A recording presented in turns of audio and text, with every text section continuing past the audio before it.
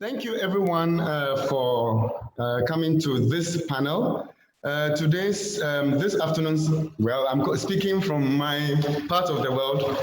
This afternoon's presentation or panel promises to be very exciting.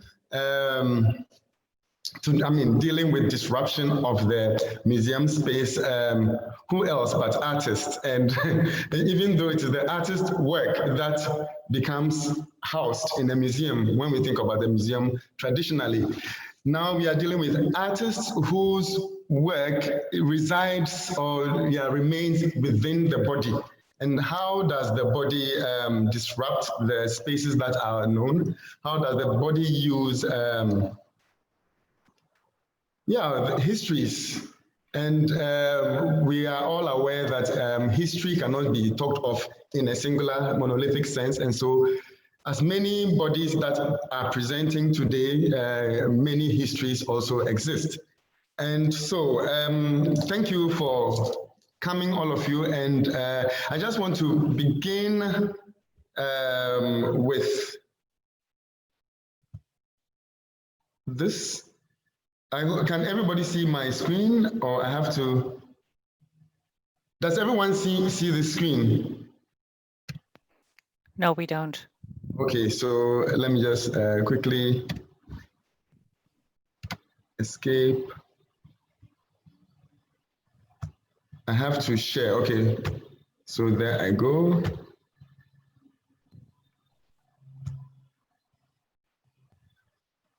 Yes. Okay, so I begin with this small provocation. And it is a poem by Caricature Seydou, who is a professor in my university, Kwame Nkrumah University of Science and Technology. Bernard, can you put it full screen? It is supposed to be. Yeah, can we see it? Yes, perfect. Good.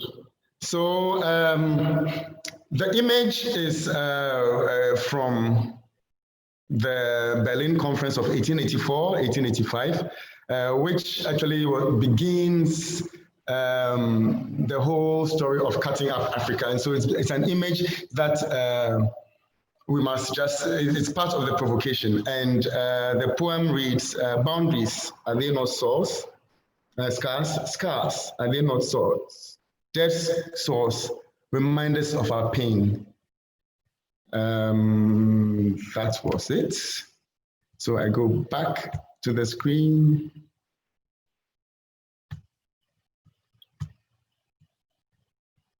Sorry.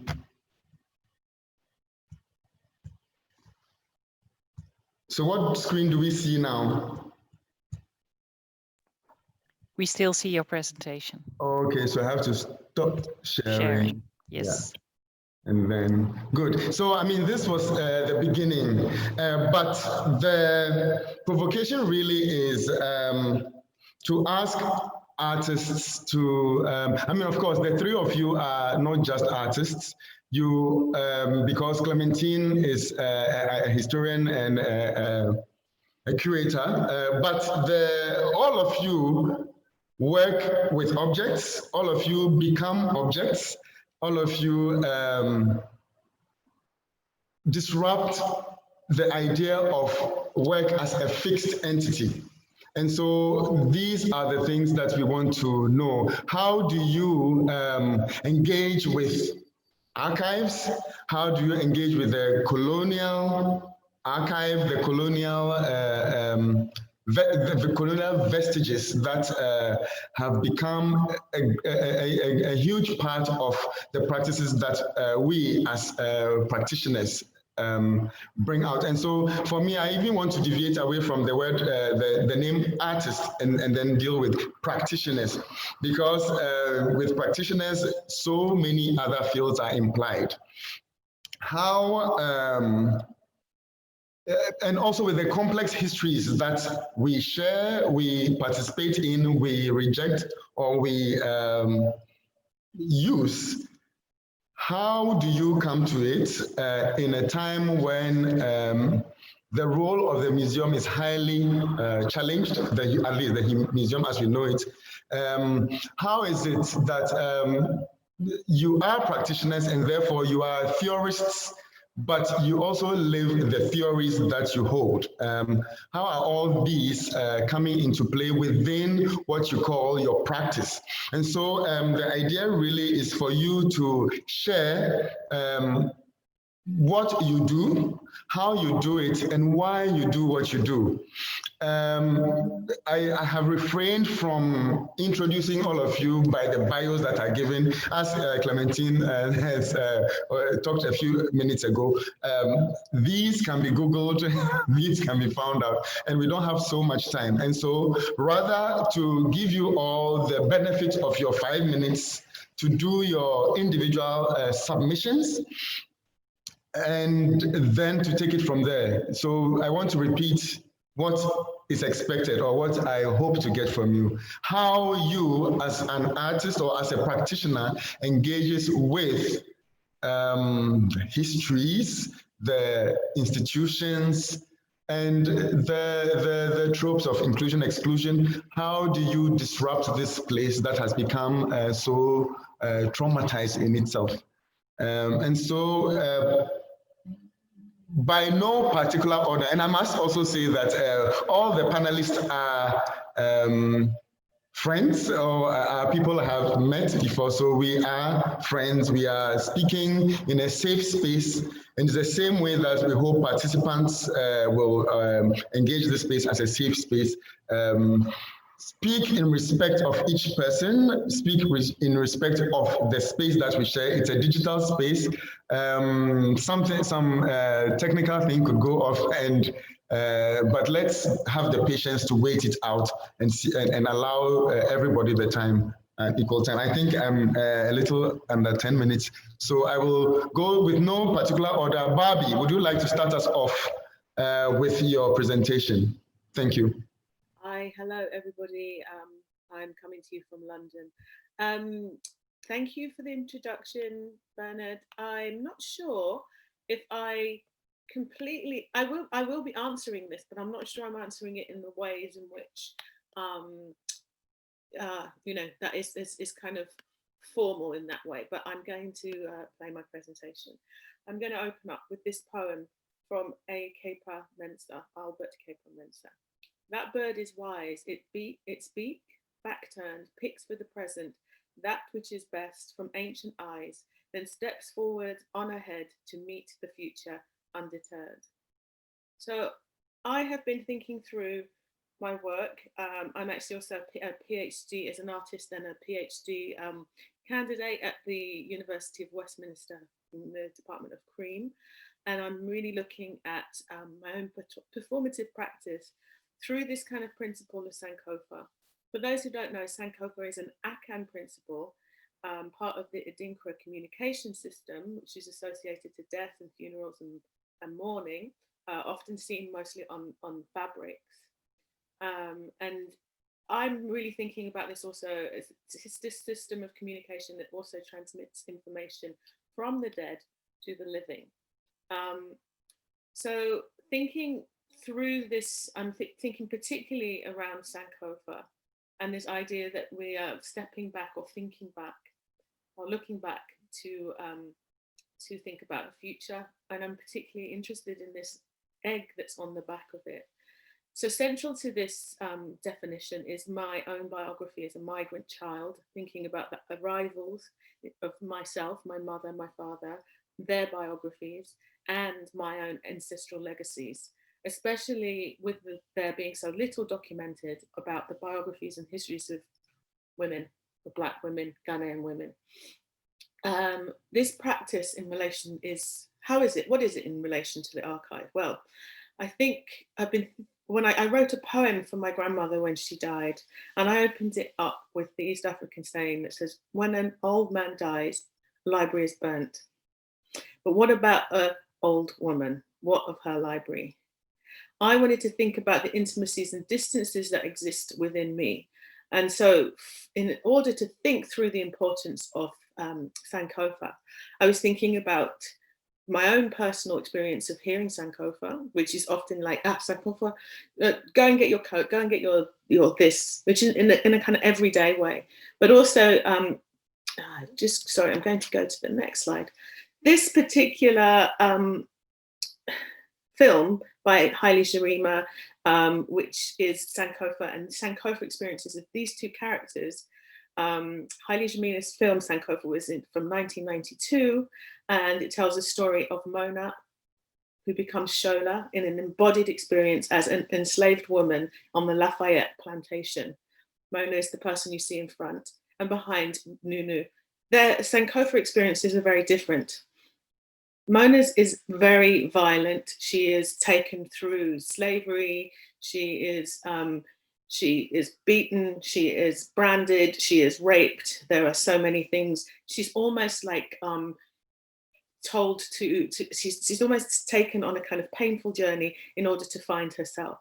And Nunu, she transcends. She is also enslaved, but she also experiences a kind of a Sankofa, which also allows her to sort of time travel, to travel back and forth between Ghana and the plantation, to care for people, so for the people, and to kind of carry the history through stories.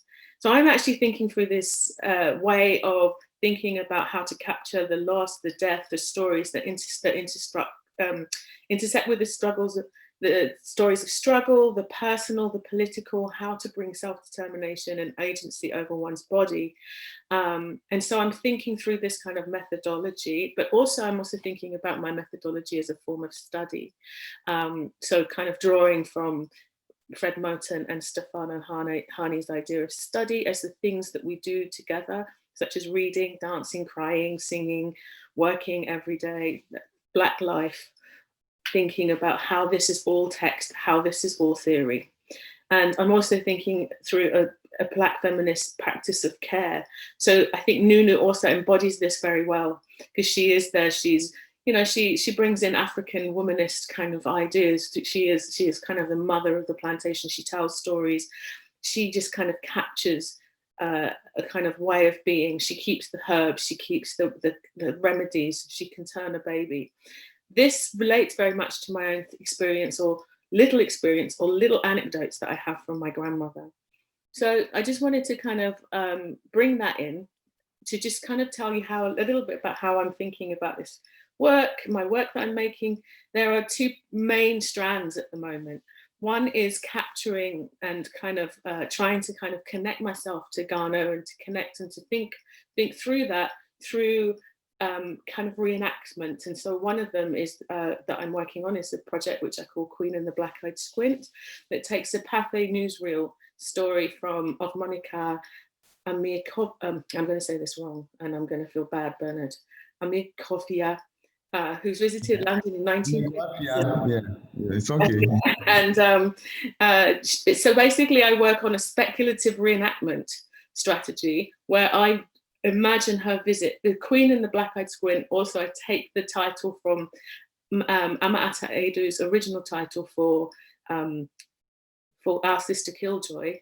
And the Black-Eyed Squint to me gives the impression, because as Monica is moving around, she is actually also having a kind of, that my reenacted Monica, she's also taking a perspective of Britain and all the other places that she visits with that Black-Eyed Squint, with that kind of Ghanaian squint, which is partly mine, partly the kind of Ghanaian women that I'm trying to embody.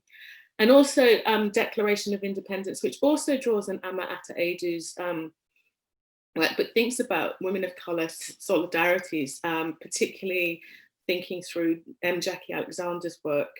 And this brings together like trans women, non-binary women, and women of colour, just to kind of think about, in a performative forum, to think about our histories in this context and to develop like performative declarations.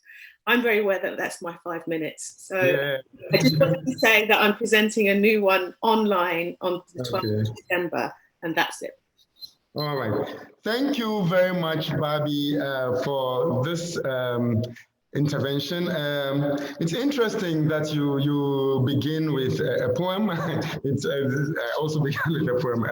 Of course, it's embodied practice, and so poetry sort of emanates from the body and then becomes word that is captured. And then the image of the Sankofa, which both pro and con, there's been a lot of praise for it, but also the danger of or people critique this idea of Sankofa. If you remain only in Sankofa, it's the idea of always remaining in the past. But the true essence of Sankofa would be that you take from the past and then it informs your present and the future. And thank you for these things. What else did I pick? The idea that Nunu is able to time travel is important, and the embodied artist, even so, is able to first not only time travel, but also to fictionalize the self. And I think in art, fiction is very important. Fiction allows us actually to travel beyond spaces, beyond time. And these all came up within what you were saying. I like the methodology that you speak to, that of study, because it speaks to collaborative practices, which is something very dear to what we do here in Kumasi ourselves, that the strength is, one person cannot be a strength, and the strength in numbers. And when we read together, dance together, and sing together, the memories can be embodied even more and carried forward. The fact that your feminism is also very much inspired by bodies like Jackie Alexander and Ama Ataidu, a very vibrant and not unapologetic feminist from Ghana, is impressive. I will now hand over to since we've had one artist, I'll go to Clementine and then come back to, you are all practitioners, so it's not really to separate the practices. So Clementine, we will listen to your presentation in 5 minutes. Starting from now. Thank you. Thank you, Bernard. Welcome, everybody. I am very grateful to have been invited. I'm actually replacing Azu Nwakbogu, who is exceptionally indisposed. But I think it's okay too, because in the sense that Azu and I have recently co-directed the latest version of our Lagos Photo Festival. And we've been working for the last year on a new concept called Generator. But I want to backtrack on that a little bit, and just to say that I'm a curator.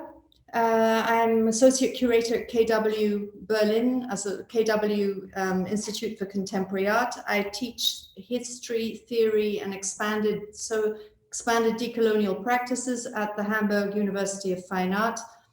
And for my sins, I have an experience working with the German Ethnographic Museum, which I ran for 5 years until I was fired. And then it ended with me taking the city of Frankfurt to court and winning the court case.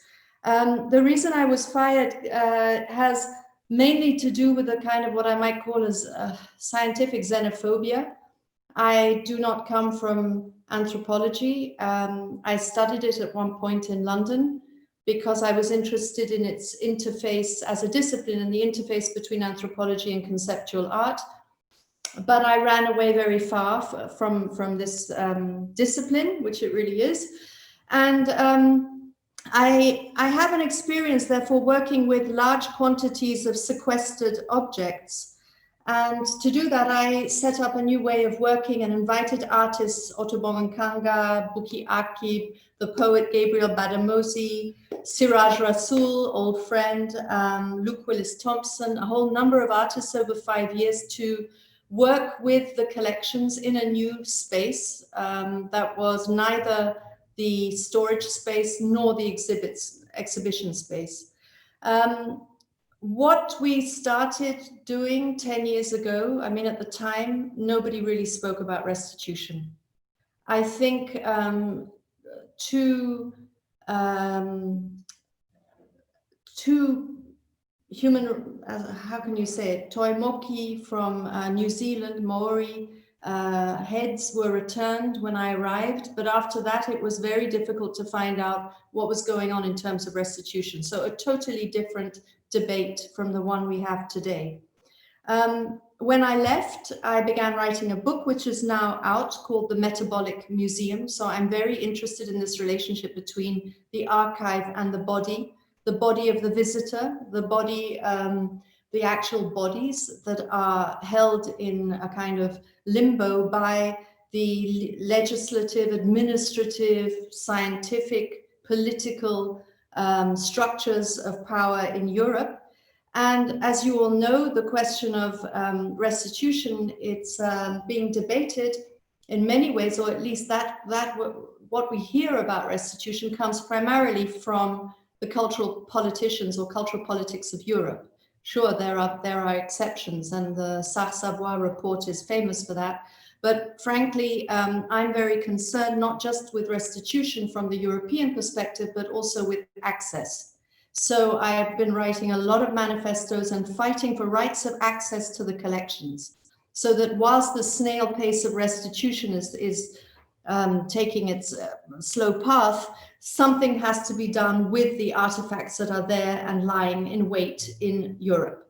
Now, in February, Azun Nwagbogu invited me to come to Lagos to work with him on Lagos Photo and something called which we called rapid response restitution. We decided to visit as many museums as we could within a relatively short space of time just before the Corona outbreak. And we had the support of the National Council of Museums and Monuments in Nigeria. And when we went to these museums, we went to the storage. We talked to the curators about restitution, and whilst doing that, we were curious to find what we called objects of virtue. By that, I mean objects which have a faculty of being translated into the present, that defy anachronism, basically, that are there, that are like a stored code of ingenuity, a live wire of ingenuity that it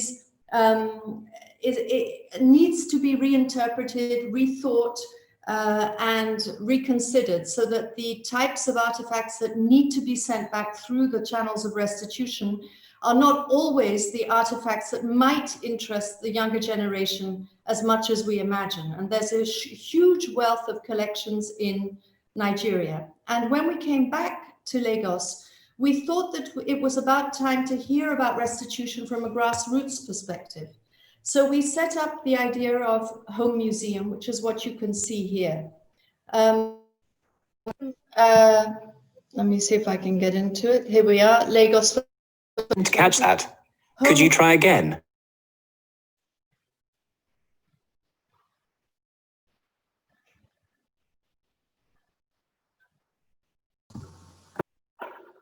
And what we did was we brought on two additional curators, Oluwatoyin Shogbejan, who is a cultural historian and architect from Nigeria, and Asia Yagmurian, a curator from Armenia, who had worked in a parallel way with notions of community archive, family, restitution, and the whole question of how to remediate archives that are held by people, that are personal archives.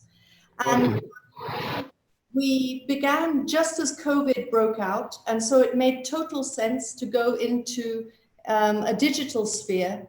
So what I'm going to show you very quickly is how this website works. The first is I like to see. We sent out an open call in Swahili, Igbo, Yoruba, Hausa, Chinese, Russian, English, and French. And I see that there's a problem with sorry about this. Here it is. Okay, so when you get into this area called I Like to See, you can basically scroll through all the images that people sent in. The brief was simple: 6 to 12 photographs that you take with your phone of the objects of virtue in your home, which is for you a museum. Share them with us if you wish. And when you do that, also give us the opportunity to know what you sorry, I'm trying to get back here, but the internet's so bad, to your stories. So for example, you can be guided by a name.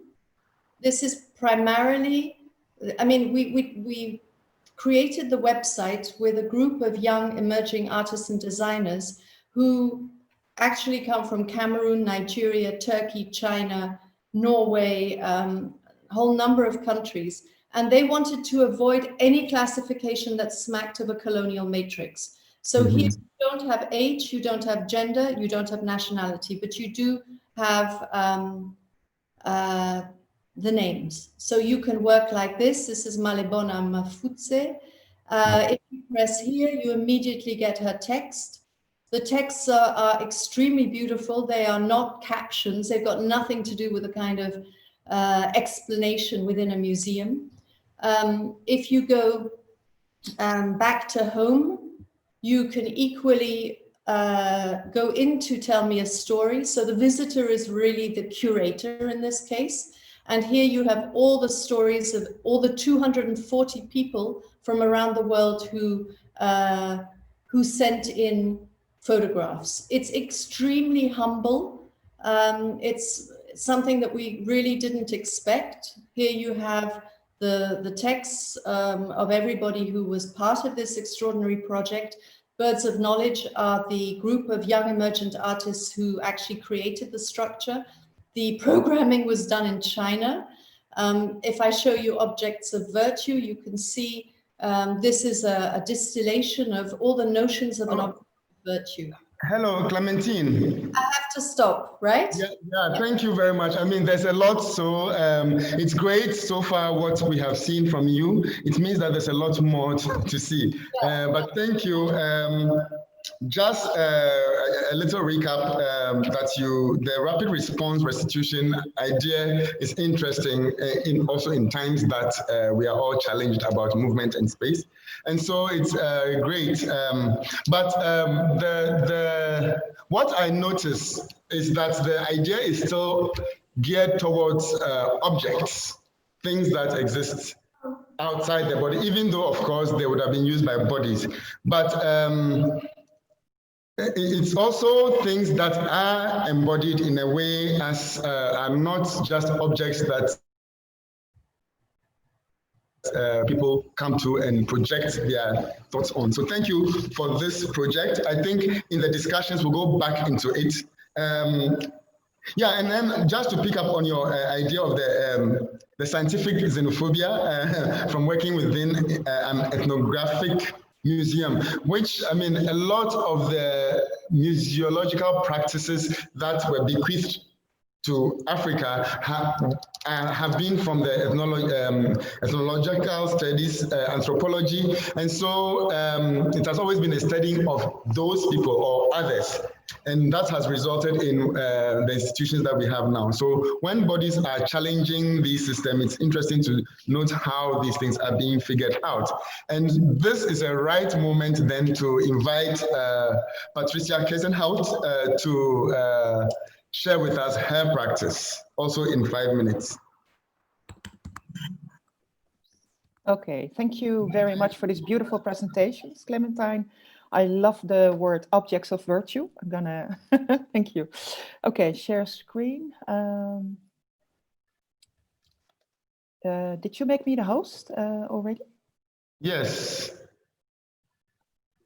Oh yeah. Yeah.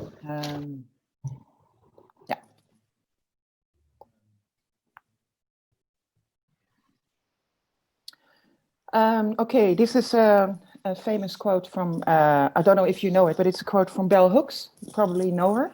Militance is an alternative to madness. And I also wanted to start with a quote of Saidiya Hartman. Okay. About critical fabulation. And as you know, she writes in Venus in 2 Acts, is it possible to exceed or negotiate the constitutive limits of the archive by advancing a series of speculative arguments and exploiting the capacities of the subjunctive, a grammatical mood that expresses doubts, wishes, and possibilities, in fashioning a narrative which is based upon archival research.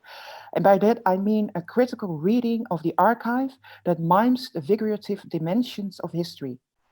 I intended both to tell an impossible story and to amplify the impossibility of its telling. And what Hartman seems to suggest here, that is the potential for a type of historical speculation or critical fabulation, as she calls it, the assertion that in speculating about the inaccessible, silenced voices of the past, one might be able to tell an impossible story, while simultaneously amplifying the impossibility of its telling. The implication of this act are not merely confined to counter-histories, but also a history of the present, the incomplete project of freedom, which is a condition defined by the vulnerability to premature death and to acts of violence. So I wanted to start with this quote because I think that if you see the images of my work and if I present you my work, you understand why. Because for me, what has been one of the running threads in my work is erasure and invisibility. And when I approach the archive, I'm always seeking for that which hasn't been told. And if you read the archive in a certain way, you can read between the lines and you read actually the violences which are inflicted on Black bodies, of course, are not literally written, but it is a way of reading it from a different perspective. This is an ongoing project. It's called We Refuse. For years, I collect old history books and I mutilate them. So I stripe away the text, I cut holes into the books, and I also do a performance where I ask students to mutilate the books as well. And while they are cutting holes in the books, I read a poem, and the poem is called Daughter of Diaspora. So while they are cutting holes in the books, I'm kind of like reclaiming my space in history, which has been denied to me and to my ancestors. This is a work I made recently, and it's actually inspired by the story of Anton Wilhelm Amo, who is the first Black man from Ghana, who studied at a German university during the Enlightenment. And of course, as you all know, there is a weird contradiction during the Enlightenment. And on one hand, one said it is the Enlightenment is a way of approaching human being as being a tabula rasa. You're free to develop yourself as a human being the way you want, but Black people were not included in that thought. So what you see are images of a book of German Enlightenment. I placed images of very bright Black and brown women and men also, and also referring to the fact that before the Europeans came to Africa, there were kings and queens, and we tend to forget that there was already a very rich history. I also invite the audiences to participate, because for me it's very important that audiences are not, how do you say it, consumptive in the way they look at art. You know, I find it always very problematic that people are kind of like passive. So I try to activate audiences so they become aware of their bodies as well. So here I asked them to perform a Nkisi Nkonde ritual, which is a ritual from the Congo, where you probably know them. You have the wooden sculptures where nails are sort of like placed into the wooden sculptures to release which is socially unacceptable. So I have a text of Willie Lynch, the infamous text on how to make a slave. And I asked the audiences to hammer nails into that text. But first read the text and listen to the body. And when they feel that the body gives a certain reaction to a certain word, they they place a nail, they hammer a nail into that word.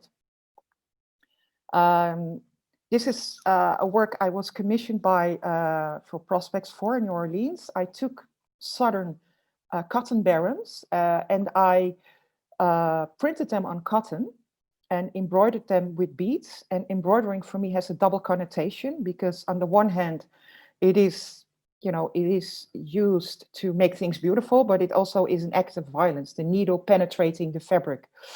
In the back, you see the bodies of the peoples who have been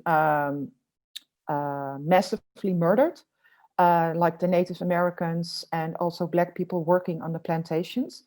and they are covered with insects. And those insects are called the boll weevil. And the boll weevil was the major enemy of the cotton barons because it destroyed all the cotton. What I also do is I'm very much interested in the erasure of Black women, particularly the Black female body, within the archives. So I during my research program, I was part of a research program a year ago. And there I did research on the Caribbean women who were very important in the civil rights movement and also in the Pan-Africanist movement. But you hardly hear anything of them. And these women, they came from the Caribbean. They went to the United States. They were immigrants and were very active in the communist as communists. Also, this is Claudia Jones, and she is completely erased. And she was very, very important. She wrote a book, The End of the Neglect, a pamphlet, a very important, still active pamphlet, The End of the Neglect of the Negro Women. And she was banned from the United States. Yeah? Yeah. So is my time? Yeah. Yeah, sorry. I'm sorry. Yeah. I just lost track of time. No, 5 minutes fast. But yeah. I think in the discussion, we can put back. Yeah. Okay. Yeah. Cool. Okay. Thank you. Sorry. Yeah. Oops. Let me see. Oh, wait.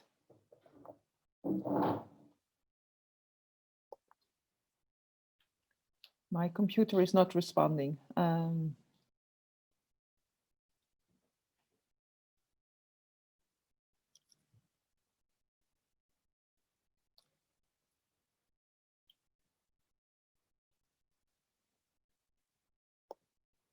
sorry.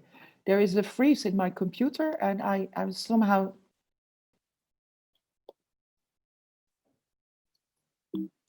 Doet hij het nou niet?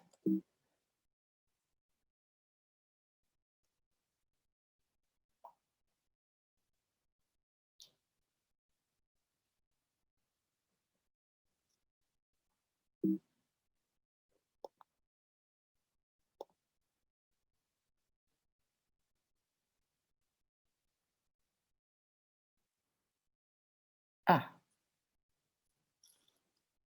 Thank you.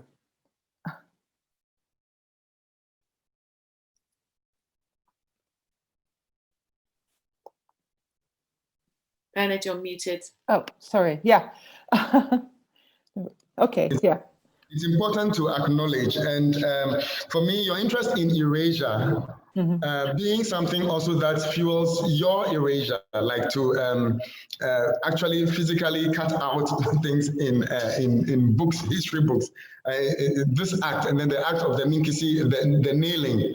I mean, the idea of the Minkisi is also to empower the object, but in this you are actually also taking back power, you know, so it's an interesting act. But what is of great importance, and I think it is evident in all the 3 presentations, is the idea of participation.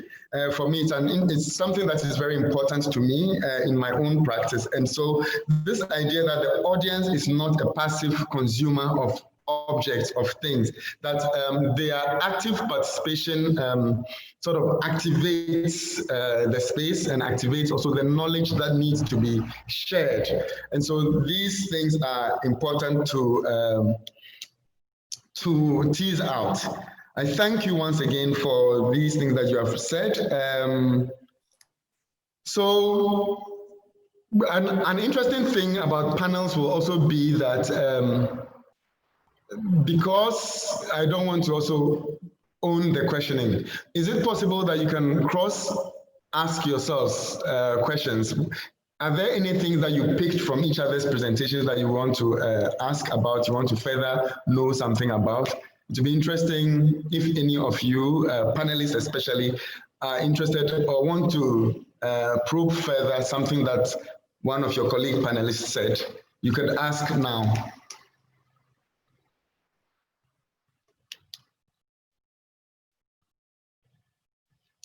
Yes?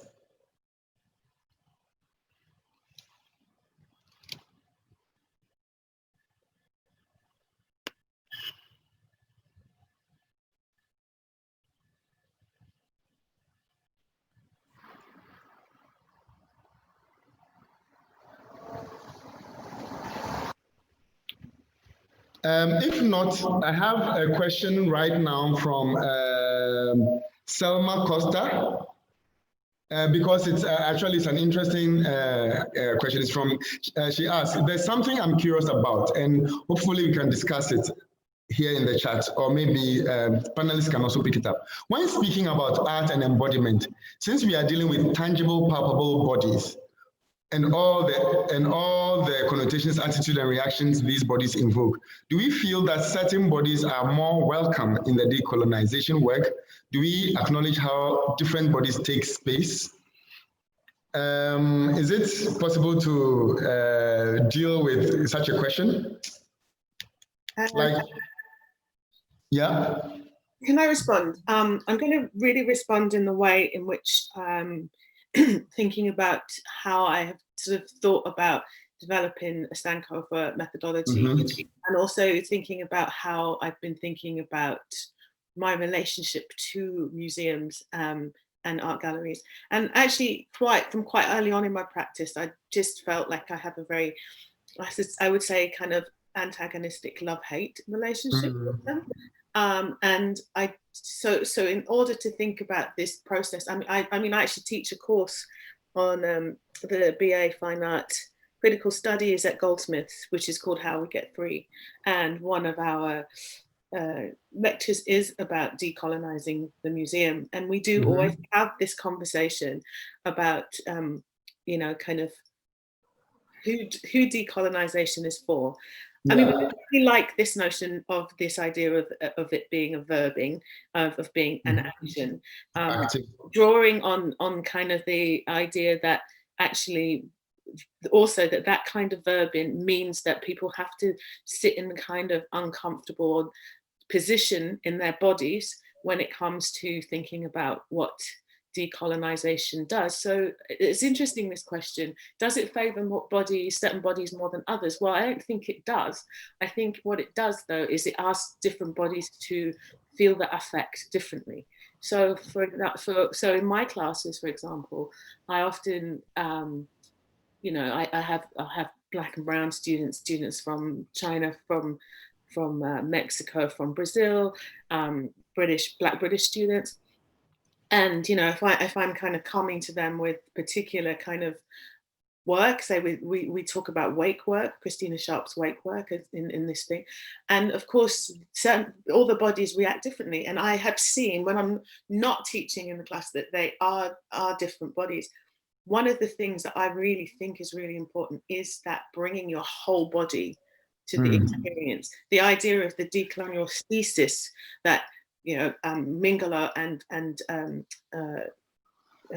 Vasquez talk about, an actual feeling, rather than this kind of idea that, you know, it's something that is totally theoretical and that we can only do it through the kind of actions. The verbing actually also requires us to sit in the bodies. It requires different bodies to sit with. We might sit with grief. I sit with grief a lot, you know, and white bodies might sit with discomfort. But I think you cannot escape that discomfort. You know, all of that is needed. And in fact, you know, if you think from a somatic perspective, we need to be able to kind of be with that in order to bring forward these possibilities. Thank you. Clementine, you wanted to answer? I wanted to just remind us that we're in probably the highest moment of normativity when it comes to bodies in museums, but also to the functions of rooms in museums, which are the rooms we inhabit. As you know, we've come back to a kind of consumerist imperative that existed with the colonial museum of the from 1850 onwards. And it's frightening to see the relationship between department stores and museums being revoked once more. People are not allowed really to sit down. I remember talking to someone in the British Museum downstairs where the Africa collections are. And the guy was saying, you know, I have to give my chair up so often because people are having panic attacks. They can't handle this constantly being herded through one exhibition after another. So you can imagine that for a museum director today, the prioritization of space is something that is not a command from above. It's something that you do when you define how your museum is going to be used. And this is necessarily happening now because museum architects are thinking, well, okay, in a post-COVID situation, how will we deal with the body? How many bodies are allowed into a museum today? And this makes me think very often of the museum as a lazaret. If we were to consider placing vulnerable bodies that are under stress because of Corona into a museum, then immediately we would be forced to change the normativity of the hang. We would hang lower, people would look upwards. The curator would become a nurse, which is actually where the word comes from, the curative. And I think that this question of how the body engages the ergonomy of a museum is something that we also tried to work on with Home Museum, at homemuseum.net, because we wanted to make sure that if we were doing a digital museum, we weren't replicating the colonial structure, the architectonic of a museum with an entrance hall, a shop, a cafe, and then individual rooms. That if anything, we would go more towards a kind of a polycultural agronomy, that the museum would be an open space where different plants, different exhibits, different ways of working would be interdependent, would help each other. And I think we are luckily, so just to end, I think we're the decolonial process, which requires access to these sequestered collections, also requires a new understanding of how we operate within these civic institutions. You know, the museum is the place you can go into without an exam, right? You don't have to have passed an exam to go to a museum, but you do need an exam for an art college, the majority, and for universities. So we have to see museums as a new type of visual thinking university. And that requires also tables, chairs, places to be for a longer period of time. Patricia, yes, please. Beautiful question. I'm not sure if I can agree with more welcome, because it implies that there are also bodies who are less welcome. I think the decolonization process is for certain bodies a very deep inner necessity in order to survive. What I still see happening here in the Netherlands, that there is a huge amount of white bodies who are very comfortable and who are very comfortable in their bodies and in the spaces. And the spaces architecturally, in all kinds of ways, all the museums are designed for their bodies to be comfortable and to be discomfortable for Black bodies. You know, they have to clean all these complex architectural structures to make it comfortable for the white bodies to, you know, to move there with ease.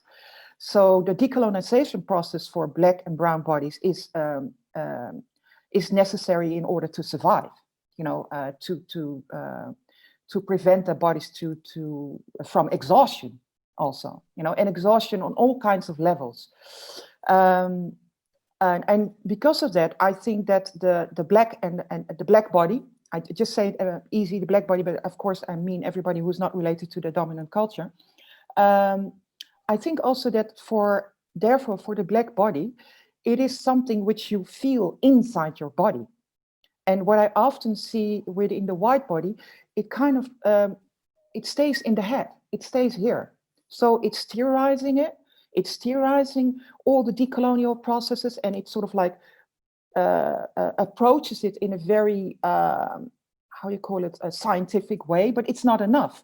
Because it also is something that you need to embody and need to feel. And then the emotions of discomfort come, the emotions of pain, of sadness, of loss, of grieving.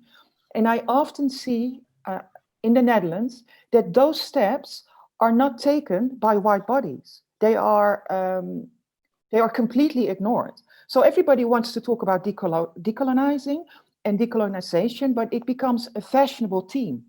And we have to be careful with that, because the whole process of decolonizing yourself, it is a process of deep, deep inner pain. And that's what a lot of Black people are experiencing. Okay, thank you very much for this. Barby, you wanted to add something? Okay, all right. So it's interesting when we look at bodies in this way in relation to the museum. But I just want to combine two people's comments or questions and then add my own spicing to it. So Umar is interested in what like critical fabulation and metafiction do like in performance art. It's still, we are dealing with bodies that are palpable, bodies that are real. And he was asking, he's asking if, I mean, of course, I know performance or artists who engage with performance also tend to think not only about physical, the bodies that are present, but also maybe gone bodies, ancestral bodies, or he's asking mainly about oracular deities, which are in a disenchanted space. What is their space in the decolonization of the space? But I also want to add Rudy Hart's concern that even before COVID, people with physical disabilities especially were not also welcome in the museum space the same way as everybody else. I know that in our practice in Kumasi, through exhibitions that Black Star Alliance organizes, we have intentionally been working over the years with including Braille translations of wall texts, for example, because usually visual art is, or I mean, art is thought of only in terms, or most of the time in terms of people with good vision. And yet, often we forget that even in the normative, there are differences that are usually overlooked. So it's interesting that people are interested in these type of bodies. What is the museum space like if we are looking at museums as physical spaces, or even an embodied type of museum? What happens to the spirit, and what also happens to bodies that cannot climb stairs, that cannot that must lie on the floor by their being? How do they also figure out in this space? Anybody can okay, thank you, Barby. I'm all about capturing spirits in the space of my work, and try to kind of think about how, I mean, you know, Monica Mikofia, who I evoked, is a woman that's passed. My grandmother has passed. Within the Declaration of Independence, we are always bringing a number of spirits with us into the spaces. And I feel that it's really important for us to bring those people into the spaces when I'm bringing the performance. We often do an evocative ritual to bring that. We carry them all the way through the process of creating the current one that I'm creating at the moment, which is online. We are still carrying those spirits in with us as we kind of try to convene something that is online, which is in a different space. But also, I think that notion of that is something that if we go back to the other question with the decolonial, that is one of the things that I'm seeing, you know, Black people, brown people, sort of really bringing into their own practices, that actually we live on these multiple timelines with all of those things, you know, kind of present with us. Having said that, also, because I'm not that wedded to particularly to the museum space, when I do go into the museum space with my performance, I am encouraging people to, you want to lie down in front of us in the performance, you lie down. You need to do that. You need to do that. Because the other thing is that we have to disrupt that space and disrupt its function. So what Clementine was saying, of course we need more chairs, but maybe we also don't need more chairs. Maybe we also need to be able to disrupt it in the way that our bodies need to disrupt it. Sometimes our presences in those museum spaces are disrupting enough, you know, just even you know, the ways in which people walk in and they're followed by security guards or kind of things like this, but that's enough. I know that my position as an artist, bringing a performance into those spaces, because I felt the antagonism back, is disruption enough. And then when I get in there, I am going to negotiate as much as possible how we can use that space. How that is received, I don't know. I mean, I don't really care about being called a troublemaker. But I think it's really important that we kind of, to know that we actually also bring all of that with us. And that is why I work in performance as well. I know that, yeah, Patricia, quickly, because we have a common enemy, and that common enemy is time. So just quickly wrap up, and then we have to wrap up now. Okay. I think it's very important that we keep in mind that the fundaments of museums are racist. And the same power structures are still happening as we speak in museums. So we have to be very much aware when we enter the space as Black people, that we enter a space which is based on racism and exclusion. Even though museums want to invite you in and, you know, for a performance or whatever, it is still going on. And the same power structures, you know, the colonial power structures are still present as we speak. Yes. Yes, so I mean, it is true that the power dynamics are still present. There was a question, I will only hint it, but I think after this, we could find another way of dealing with it. And it was more in line with, Patricia, your performance about the tearing up, the mutilation of history books. And one person was asking if, but I'm sure you are aware of it, Selma Costa, that isn't it also the notion of repeating what colonialism did? But I think you are aware of it, and it follows your own practice. It is unfortunate that our wonderful discussion has been timed out.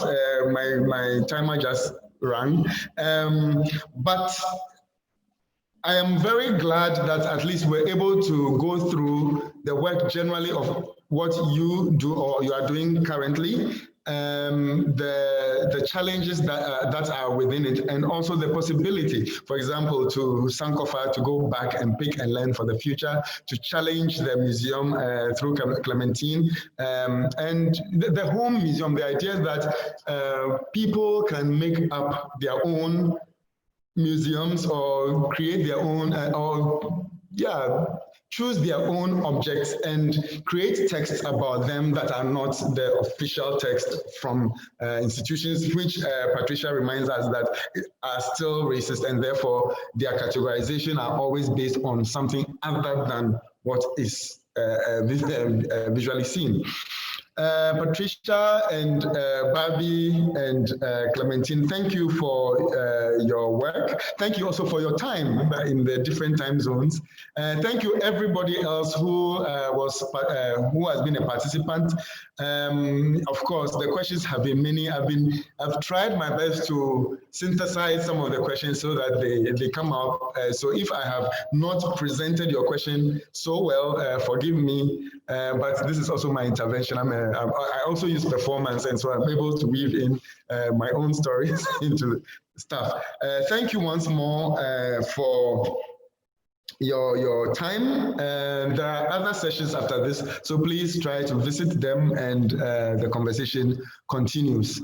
This is recorded, so I think we can follow it after even it closes. But yes, in the absence of anything else, I look forward, actually, Patricia and Barby, I look forward to, I think, collaborating with you on my project in Amsterdam. Let's do something. It's called A Golden Rage. Like, not a golden age, but the rage that is golden. So let's look up, I will continue, I will speak with you later on this. Thank you very much. And thank you again, Danielle, Helen, and Catherine for this opportunity. Let's keep the debates going. Thank you.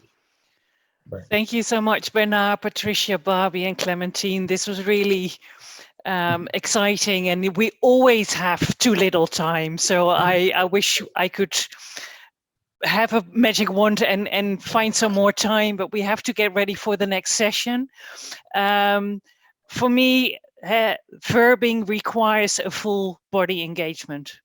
I would like to leave with that, and thank you so much, and I hope to see you all soon again.